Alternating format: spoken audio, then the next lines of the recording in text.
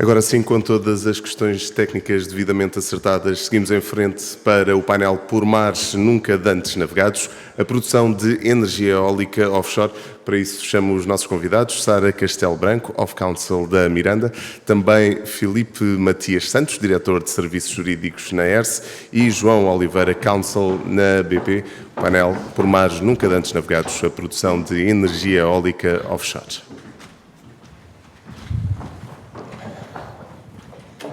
Bom dia, obrigada pela introdução. Eu quero, em primeiro lugar, agradecer o convite da Advocados para este evento. É com enorme gosto que aqui estou em representação da Miranda e Associados, e agradeço igualmente aos meus convidados a disponibilidade para virem falar do tema que eu considero ser da maior atualidade no setor da energia, a produção de energia eólica offshore, que foi já anunciada. Comigo tenho Filipe Matias Santos, Diretor Jurídico da ERSE, e João Verno de Oliveira, Legal Counsel da BP, que tem acompanhado o desenvolvimento de projetos de energia eólica offshore no Reino Unido. Muito obrigada a ambos. Foi anunciado na concretização do programa do Governo, e que aliás tinha identificado as alterações climáticas e a transição energética como o primeiro desafio estratégico do país, foi anunciado o objetivo de até 2030 se atingir a meta dos 10 gigawatts de capacidade eólica offshore instalada.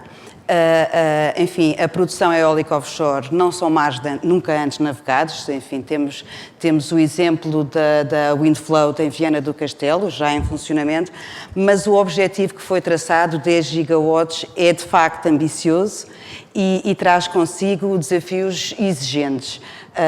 Daí a referência à epopeia e esta aventura pelos mares. Enfim, foi já criado o grupo de trabalho que ficou encarregue de identificar a localização destes projetos. Este grupo de trabalho ficou também encarregue de apresentar propostas para o desenvolvimento deste objetivo, que tipo de procedimentos serão lançados, uma análise e avaliação dos investimentos que serão necessários, e neste momento ainda não temos qualquer visibilidade sobre qual vai ser o caminho que vai ser recomendado. Mas os temas estão efetivamente identificados. Temos questões associadas ao investimento da rede de transporte para ter capacidade de receber a eletricidade que será produzida por estes centros eletroprodutores. Está também já identificada a necessidade de investimentos em infraestruturas portuárias. Enfim, ainda ontem foi referido o objetivo de se instalar em Portugal uma fileira que permita o fornecimento de componentes e a construção destas centrais em zonas portuárias. A própria tecnologia que será necessária e o seu estado de maturação atual, no sentido de se identificar há ou não há necessidade de incentivos para a promoção destes projetos e seu impacto na economia e no consumo. Enfim, estes temas estão claramente identificáveis e associados ao desafio que foi lançado, e são esses que aqui nos propomos debater numa conversa necessariamente informal e limitada, e eu vou começar precisamente pelo objetivo que foi identificado, 10 gigawatts até 2030. É este um objetivo alcançável, realista, ou devemos entender antes este anúncio como um indicador dos objetivos do país a médio prazo? E eu pergunto esta aos meus dois convidados, começando pelo Filipe e de seguida pelo João. Bom dia. Parece-me um objetivo muito ambicioso. Temos que ter em conta que, efetivamente, há um desenho europeu, há políticas europeias que apontam no sentido do offshore wind tornar-se uma realidade. A capacidade produtiva de energias renováveis onshore está não esgotada, mas a médio prazo vai ser esgotada. E, portanto, noutros países da Europa Central já existem investimentos em offshore wind. Claro que nesses países existem profundidades do mar muito menores do que aquela que temos na costa atlântica, e isso favoreceu o ingresso desses países primeiro. Mas, nesta fase, estima-se um potencial de 320 gigawatts na Europa. Portugal tem um potencial da volta dos 20 gigawatts e, portanto, estabeleceu-se como objetivo 10. É ambicioso, sobretudo se compararmos com aquilo que é a nossa capacidade instalada em Portugal hoje, e estamos a falar mesmo a maior capacidade instalada à volta dos 8, 9 gigawatts, por exemplo, em energia hídrica, que é aquela que tem maior expressão em Portugal, e portanto é um objetivo importante, ainda bem que foi estabelecido, vamos ver se ele é concretizável.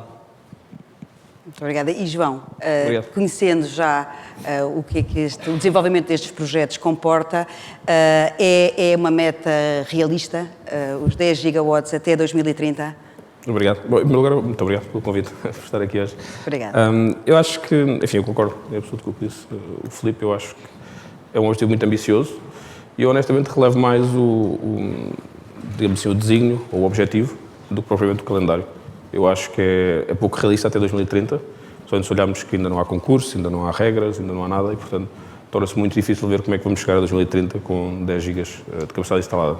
É verdade, mas o contexto atual também assim exige, não é? Não, claro que sim, claro que sim. A continuidade do investimento na produção renovável é uma necessidade. Temos os objetivos de neutralidade carbónica até 2050, temos a necessidade de caminharmos aceleradamente para a independência energética e, portanto, esta viragem para o mar fará sentido no contexto atual e será como um indicador relevante e uma aposta que fará sentido esta viragem para o mar. Eu acho que faz todo sentido e por isso é que eu relevo mais o objetivo, o desígnio, digamos assim. Este é um sinal muito positivo ao mercado. Portugal se quer colocar neste mercado de forma séria. Eu acho que, como dizia o Filipe, Portugal compete com outros países que até já estão um bocadinho mais à frente do que nós estamos. E, enfim, eu acho que o objetivo é talvez um pouco realista até 2030. Claro. Se olharmos, por exemplo, ainda há poucos dias, penso que o Governo anunciou que vai investir 50 milhões do PRR para a obtenção de estudos técnicos offshore, através do mecanismo do Repower EU, penso eu. E eu acho que, e segundo foi anunciado, estes 50 milhões, estes estudos técnicos não vão beneficiar quem quer participar no ano de 2023, sobre o futuro. Se olharmos para que isto são projetos que demoram muito tempo, que normalmente os promotores precisam cerca de um ano de dados sobre as marés, sobre os ventos, etc., fica muito difícil conceber como é que vamos chegar a 2030 com essa capacidade. E isto sem falar, claro, dos constrangimentos ao nível do chamado procurement, não é? Se olharmos para o mercado dos navios, para o mercado das turbinas, toda a cadeia de voo de abastecimento destes projetos está completamente constrangida. Temos imensos projetos, imensos países a querer investir e, portanto, acho muito difícil que os projetos portugueses, competindo com outros, consigam garantir capacidade e tenho até dúvidas que os produtores consigam mesmo entregar todos os componentes necessários. Enfim, eu tenho ouvido em algumas conferências, conversar com alguns experts, que dizem que 2 gigas será mais realista para Portugal até 2030. Instalados já, ligados já. Mas, como eu disse, eu acho que 10 gigas é um objetivo bastante bom. Mas os passos e os procedimentos para se atingir os 10 gigas, porventura, conseguirem instalá-los todos de modo a pôr em marcha esta meta dos 10 gigawatts. E sobre o procedimento que será lançado para a atribuição da capacidade, eu estou a assumir que o procedimento terá como objetivo a atribuição dos títulos de reserva de capacidade de injeção na rede, acompanhados também dos títulos de ocupação do domínio público marítimo e ainda estamos numa incógnita sobre qual é que vai ser o modelo que será adotado. Recentemente foram adotados os leilões solares, enfim, numa ótica de promoção do mais baixo preço de energia renovável. Enfim, Filipe, temos já indicadores precisos se será esse o modelo, se teremos um procedimento ad hoc com critérios específicos e com a atenção de outros fatores para a seleção dos promotores? O grupo de trabalho que está constituído estará a dar passos no sentido de ajudar o poder político nessa definição. Não tenho qualquer informação privilegiada nesse âmbito. O que sei é que, efetivamente, por regra, têm sido feitos procedimentos de qualificação prévia no âmbito técnico, no âmbito financeiro e aventa-se também possa-se fazer no âmbito ambiental e, para além disso, colocar à concorrência um conjunto de fatores, uma grelha de elementos que sejam pontuados e, portanto, afastando-nos do modelo dos leilões e entrando num processo concorrencial com qualificação prévia. Parece ser esse o modelo mais plausível pelas indicações públicas que temos e pelo aquilo que é o track record deste tipo de investimentos, mesmo quando falamos em tecnologia flutuante, que é relativamente inovador, mas de facto é esse o modelo que tem sido tomado, permite dar maiores garantias quanto à viabilidade efetiva da operação por parte de quem captura o direito ou adquire o direito, e por outro lado, obviamente, tem que valorizar o preço e outras contrapartidas que se possam pretender criar. Penso que com maior ou menor realismo, aliás, esta corrida que existe hoje em torno do offshore wind flutuante, que existe na costa leste dos Estados Unidos, que existe na Noruega recentemente e que existe aqui em Portugal e noutros países, como em Espanha, na Galiza e nas Canárias, estamos a falar sempre de procurar também captar, de algum modo, a reindustrialização e a criação de capacidade produtiva adicional no nosso país. Resta saber, aliás, em 2005, quando foram promovidos os concursos eólicos de onshore, o modelo que foi seguido foi precisamente um procedimento ad hoc, em que a componente de preço era um dos fatores de avaliação, mas aquele, aliás, que acabou por ser determinante para a seleção do promotor era a realização de investimento em Portugal e a criação de uma fileira industrial que assegurasse a produção dos componentes necessários para estes projetos. Portanto, mesmo esse modelo temos já alguma experiência em 2005. De facto, na Noruega, agora recentemente, no final do mês passado, foi lançado um procedimento também com a tal pré-qualificação dos operadores. Queremos selecionar capacidades financeiras, técnicas e ambientais. Vamos ter que aguardar pelo que será recomendado, mas avizinha-se, aliás, creio mesmo que a senhora Secretária de Estado da Energia já avançou que o critério preço não será o fator único para a seleção destes projetos. Veremos de que forma é que esses investimentos, é que esse concurso será programado e lá está também, quanto maiores exigências forem pedidas aos promotores, nomeadamente para a colocação de uma fileira industrial em Portugal, maiores exigências também teremos sobre os incentivos para a promoção destes projetos, porque como dizias, Filipe, isto tem que fazer sentido também do ponto de vista da viabilidade financeira. E eu pergunto então ao João a comparação que podemos fazer com o Reino Unido. Enfim, tem acompanhado os projetos que estão a ser aí desenvolvidos. Eu aqui aproveitava para perguntar não apenas os critérios de seleção dos promotores, mas também qual é que é a repartição das responsabilidades em termos de investimento nas ligações e nas subestações e que incentivos estão a ser ponderados no Reino Unido para o desenvolvimento destes projetos. Bom, eu acho que, enfim, o sistema no Reino Unido é difícil a comparação, digamos assim. No Reino Unido eles têm um plano para atingir 50 gigawatts até 2030, se não me engano, sendo que 5 é de base flutuante, a maior parte dos projetos são de fundações fixas, que faz uma diferença grande ao nível do preço. Faz uma diferença grande, efetivamente.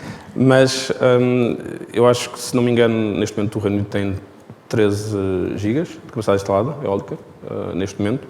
Depois tem cerca de 8, 9 em construção, para entrar em funcionamento, diria que a meia da década, e mais 7 ou 8 gigas em desenvolvimento. Portanto, há um quadro regulatório que já existe, as regras estão bem estabelecidas, concursos finalizados e, portanto, torna-se difícil fazer uma comparação quando em Portugal ainda não temos o quadro regulatório. Exatamente. Exatamente. Depois, o Reino Unido tem também um regime muito próprio e muito diferente da maior parte dos países, porque os promotores são obrigados a construir a rede de transmissão, incluindo as subestações offshore. Isso faz toda a diferença e depois tem também uma regra de que os promotores e os detentores dos ativos de geração não podem deter os ativos de transmissão, têm que os construir e depois têm que os vender àquilo que os ingleses chamam OFTO, que é o Offshore Transmission Owner. São empresas que se candidatam através de um leilão para poder gerir a rede offshore até ao ponto de ligação com a rede nacional. Um modelo muito diferente daquele que se perspectiva para Portugal. Depois o promotor, enfim, paga uma tarifa tanto à rede de transmissão offshore como à rede nacional, é o que eles chamam os wider TNUs e os local TNUs.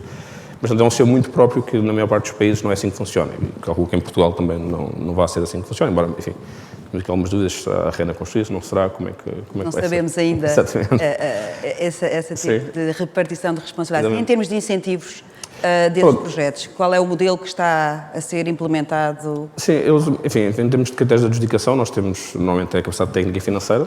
Uma pré-qualificação. Sim, uma pré-qualificação.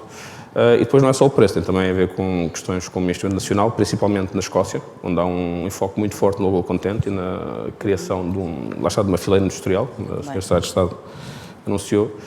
E, portanto, o preço não é o único critério. Mas é como digo, o sistema em Inglaterra é muito diferente. Normalmente, os promotores que ganham os leilões é-lhes atribuído um estatuto de Preferred Bidder, que eles chamam de Preferred Bidder, que tem depois que passar por uma fase que eles chamam o HRA, que é basicamente demonstrar que o projeto, que os impactos ambientais não colidem com interesses superiores ou que há um sistema de gestão de risco profundo e que garanta que os impactos ambientais não colidem com critérios tão diversos como, por exemplo, a navegação, etc. E depois, enfim, quando passam essa fase, assinam o Agreement for Lease, que se passa por uma segunda fase, onde têm que adquirir um Development Consent Order, que é basicamente demonstrar que o projeto tem viabilidade financeira, técnica, etc. E só depois é que se entra em construção. Portanto, é um sistema muito próprio, que eu acho que vai ser muito diferente em Portugal. Portanto, é difícil a comparação. É difícil a comparação. E em termos de incentivos, o modelo financeiro está baseado em algum incentivo público, apoio público à promoção? Tem os CFDs, que em Portugal também calculo que vai ser o mesmo. E depois aquilo, normalmente, os promotores recorrem a Project Finance, depois tem ali uma mistura entre CFDs e PPAs, mas é esse o incentivo. É esse o incentivo, ou seja, há uma garantia do preço mínimo que justifica e com base na qual depois se faz também o Project Finance destes projetos. Eu volto aqui ao procedimento concursal que está pensado. Enfim, foi já anunciado que estes 10 gigawatts não serão desenvolvidos de uma única vez. Fala-se, portanto, numa execução faseada, provavelmente as necessidades de investimento em infraestruturas portuárias, as necessidades de investimento na rede e a própria capacidade da cadeia de valor para assegurar o fornecimento destes componentes recomenda uma execução faseada destes projetos.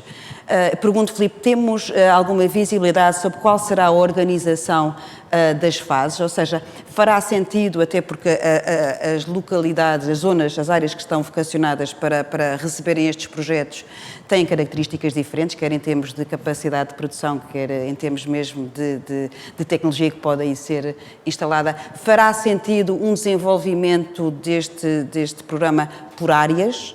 Ou poder-se ainda assim falar num programa de âmbito nacional, mas com menor capacidade gradualmente atribuída?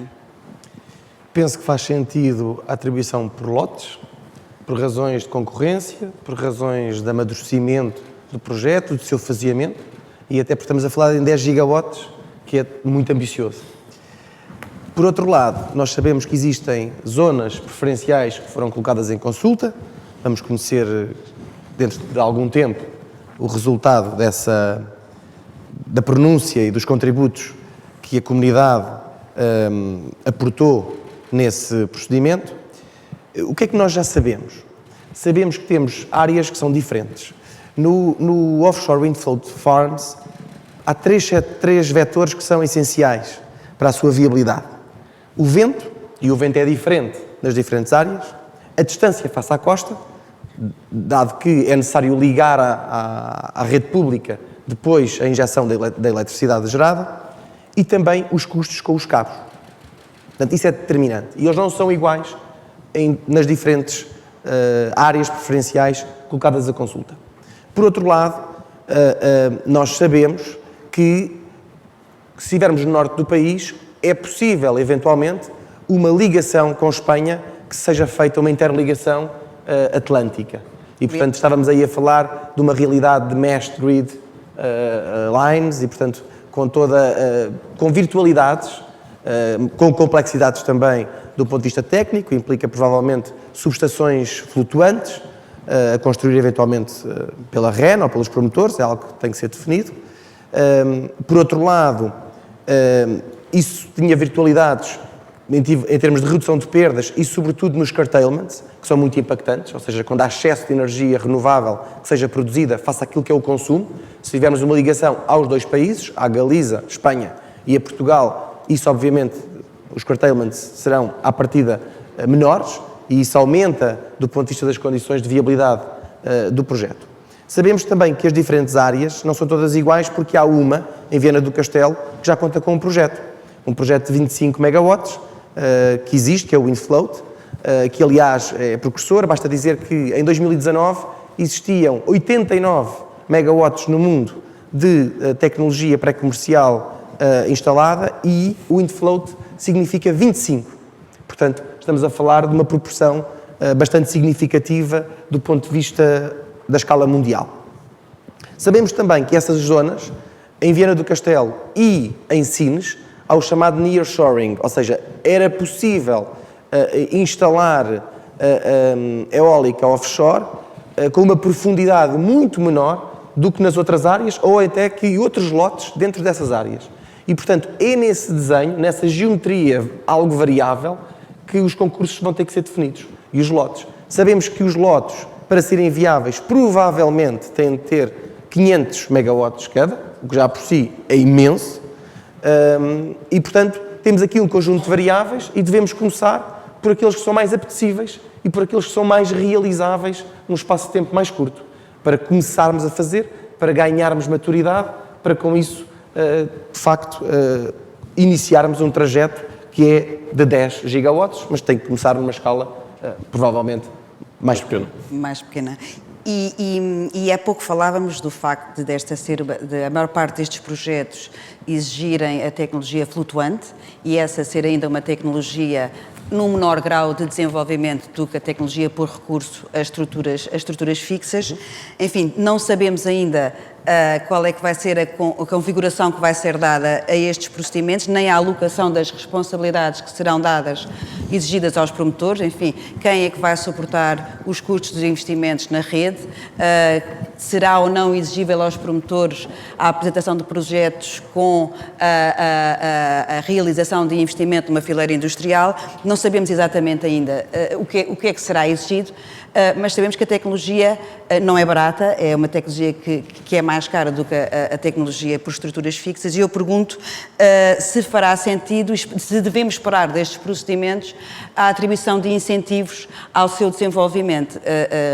Recordo, recentemente houve um concurso em França, enfim, que eu creio, e dir-me-ão, creio que não é exatamente a tecnologia flutuante, mas o valor que resultou do leilão foi um valor bastante reduzido, muito aquém daquele que se espera para estes projetos. Falou-se num valor inferior a 45 euros por megawatt-hora e, portanto, eu pergunto, fará ou não sentido, e aqui aos dois, começando pelo João, fará ou não sentido e devemos ou não esperar a previsão de incentivos para a realização destes projetos?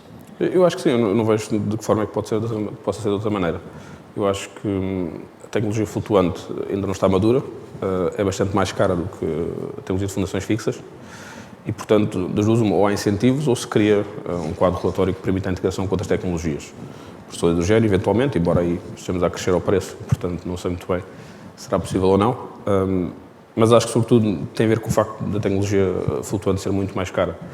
Portanto, ou há incentivos, ou há um desígnio nacional, como parece haver, no sentido em que anunciámos 10 gigas, e, portanto, parece-me que irão haver incentivos, não sei de que ordem. Provavelmente tais contratos para a diferença. Sim, os TFDs, etc. Mas acho que vão ser necessários, de facto, incentivos. Em relação ao caso francês, enfim, não é tecnologia flutuante, é tecnologia de fundações fixas. Muito bem. E, portanto, o preço logo aí o preço é diferente. E depois, enfim, teríamos que ver o caderno de encargos, ligações à rede, etc. Não sei muito bem de que forma é que foi feito, e, portanto, mas presumo que tenha a ver com isso, tenha a ver com o facto de a tecnologia ser diferente, logo aí muito mais barata. Claro, e faço a mesma pergunta ao Filipe, aqui já com uma visão de que a atribuição de garantias de preço, a atribuição de incentivos, tem a potencialidade de onerar o nosso sistema elétrico nacional e, em última análise, os consumidores. Também concorda com a necessidade de se preverem investimentos, incentivos para a promoção destes projetos? Esperemos que, do ponto de vista, quer do preço dos leilões, dos concursos, que seja um preço garantido, como um patamar mínimo, quer do ponto de vista do investimento nas redes, tal onera o menos possível os consumidores de energia. Dito isto, parece implausível que se realizem estes projetos sem regimes de apoio. De resto, se não fossem os regimes de apoio, se não fosse o feed-in tariff, se não fosse o feed-in premium, jamais estaríamos numa posição em que poderíamos hoje almejar cumprir com as metas de Paris.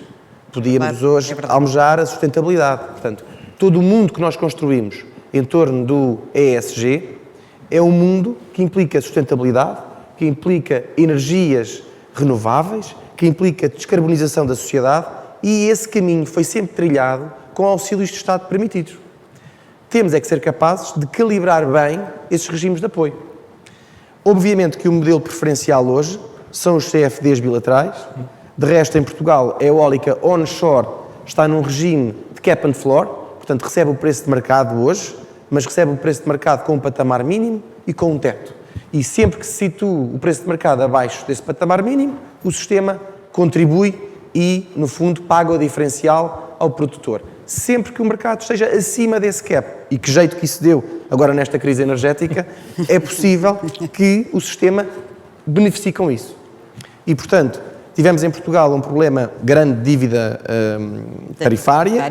Essa dívida foi diminuindo, foi sendo controlada, foi sendo,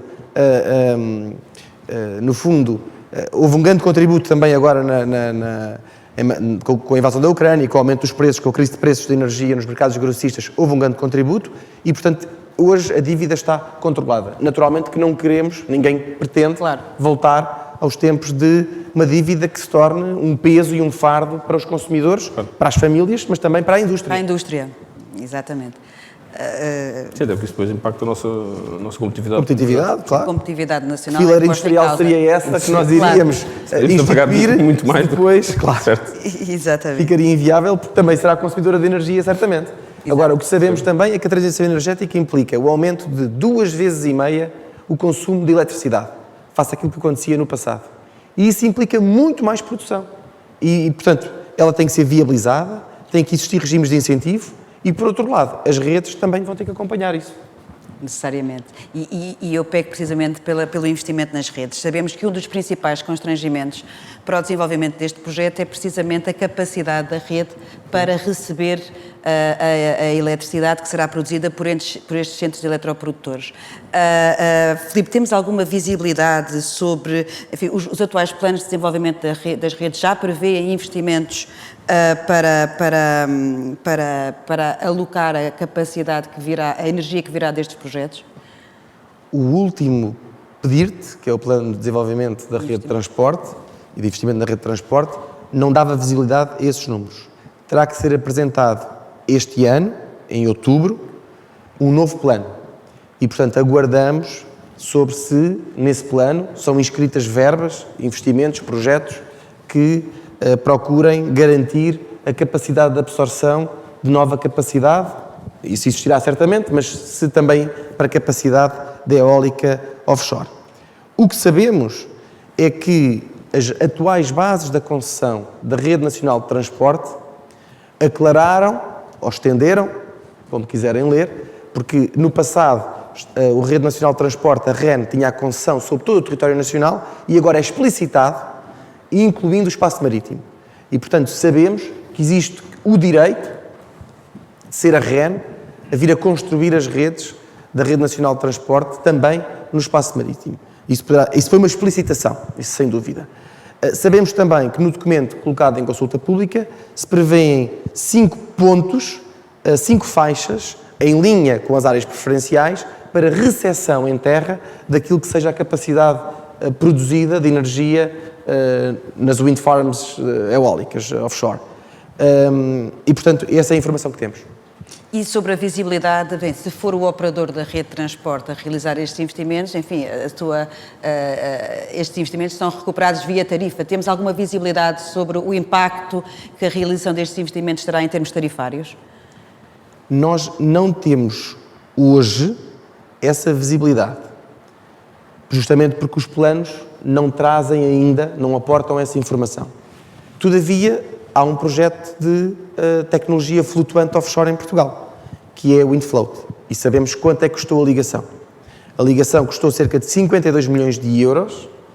À data foi possível que praticamente 30 milhões fossem financiados através do POCUR, portanto fundos comunitários, e o resto é financiado pela tarifa de acesso às redes paga por todos os consumidores, mas com uma mitigação através de um envelope financeiro anual do Fundo Ambiental. Portanto, tem sido este o esquema que permitiu viabilizar essa infraestrutura. E, na vossa opinião, fará sentido, precisamente para a forma de mitigar a necessidade de impactos, de necessidade de investimentos na rede e para mitigar os constrangimentos da rede, fará sentido direcionar parte da produção eólica offshore para a produção do hidrogênio verde? E esta também é uma importante medida para se atingir os objetivos da neutralidade carbónica. Fará sentido, na vossa opinião, este direcionamento? Enfim, acho que olhando para o custo, principalmente o custo de produção de hidrogênio offshore é caríssimo. Portanto, acho que isso vai aumentar ainda mais o preço. O preço do hidrogênio verde? Sim. Portanto, acho difícil, mas é possível. Os dados que circulam é que para produzir hidrogênio verde é necessário eletricidade produzida a cerca de 30 euros o megawatt.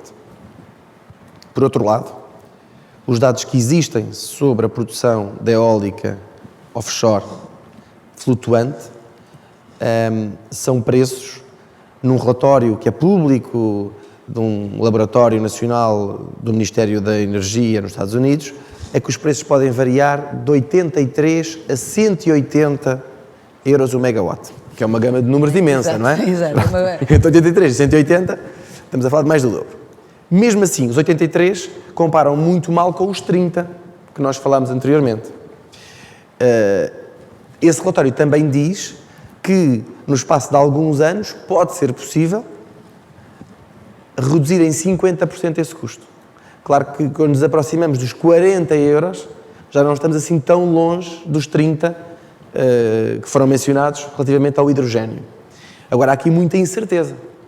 E, naturalmente, que viabilizar uma tecnologia que ainda não está madura, através do apoio a outra tecnologia que também não está madura, é acrescentar, mesmo aqui para estes efeitos da energia verde, muita verdura. E, portanto, isso pode ser um bocadinho demasiado arriscado.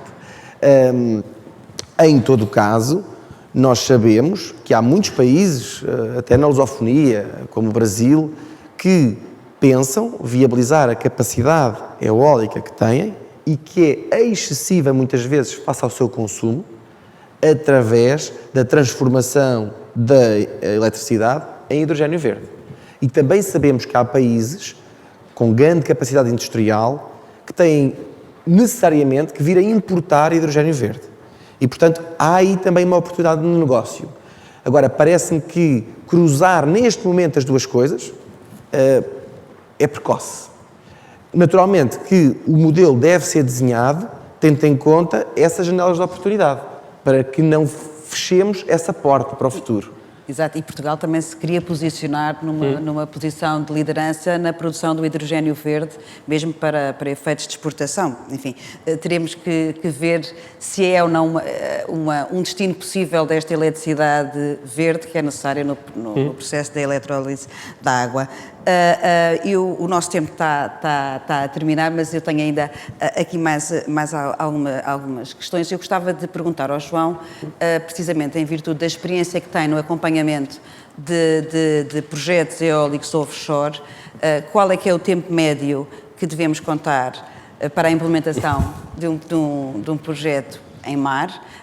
Há pouco falávamos da necessidade da realização de estudos geotécnicos sobre a capacidade de produção eólica de determinada área. Nós não sabemos ainda qual é que será a informação que será disponibilizada nos concursos. Enfim, há pouco falavas dos 50 milhões que vão ser alocados precisamente a estes estudos. Neste primeiro concurso ainda não vamos beneficiar dessa informação e eu pergunto qual é o tempo médio que devemos contar para a implementação de um projeto eólico offshore e quais os principais constrangimentos que este tipo de projetos habitualmente apresenta. Ok. Bom, em termos de tempo médio, normalmente falamos aí sempre entre 7 a 10 anos, menos que isso é difícil. Isto inclui pré-construção, construção, desenvolvimento, etc. E, portanto, de 7 a 10 anos eu diria que é mais ou menos o tempo médio destes projetos. Agora, depende sempre do licenciamento, que em Portugal os prazos tendem a flutuar. Depende sempre do quadro regulatório, que ainda não temos, e, portanto, é difícil estimar quanto tempo é que vai demorar em Portugal. Agora, uma coisa que impacta muito o tempo de desenvolvimento destes projetos é o estado da cadeia de valor e de abastecimento de materiais. E se nós olharmos para os principais componentes e para os principais produtores a nível mundial, quase todos têm uma capacidade a 100% hoje em dia, para os próximos 6, 7 anos, exatamente. Portanto, é muito difícil, principalmente se considerarmos que cada vez mais países estão a tentar entrar neste mercado, cada vez mais projetos a entrar. Se nós olharmos só para o caso, por exemplo, das turbinas, que é um caso paradigmático, que é um componente essencial destes projetos, a Siemens e a Vestas, que são os grandes produtores mundiais, têm uma capacidade completamente esgotada. Tenta-se falar com eles e o que eles nos dizem é que vai demorar muitos anos até conseguir entregar. Obviamente que é sempre possível tentar olhar para produtores das geografias, mas depois aí entramos na questão das garantias e se os investidores e os financiadores aceitam ter produtores de componentes de outras geografias. Da China, estamos a falar da China. Por exemplo, sim, por exemplo. E, portanto, tudo isso impacta muito o tempo de produção destes projetos. Se olharmos, por exemplo, hoje em dia para a capacidade naval, para navios, não há navios disponíveis nos próximos anos e, portanto, tudo isso impacta e faz demorar muito mais tempo a implementação destes projetos. Obviamente, os promotores têm o seu calendário definido, mas depois têm que ajustar consoante há ou não disponibilidade de componentes. Em termos de licenciamento, já foram dados passos sim. na simplificação dos procedimentos. Veremos se foram Veremos, suficientes claro. ou não. O nosso tempo está efetivamente a chegar ao fim. Eu quero agradecer aos meus convidados a disponibilidade e a partilha. Teremos agora que aguardar pelas cenas dos próximos episódios. Está para breve a apresentação das conclusões do grupo de trabalho e das recomendações e quais serão os caminhos que serão propostos. Em meu nome e em nome da Miranda Associados, eu quero agradecer a vossa disponibilidade e também a atenção a todos. Muito obrigada. Obrigado. Obrigado.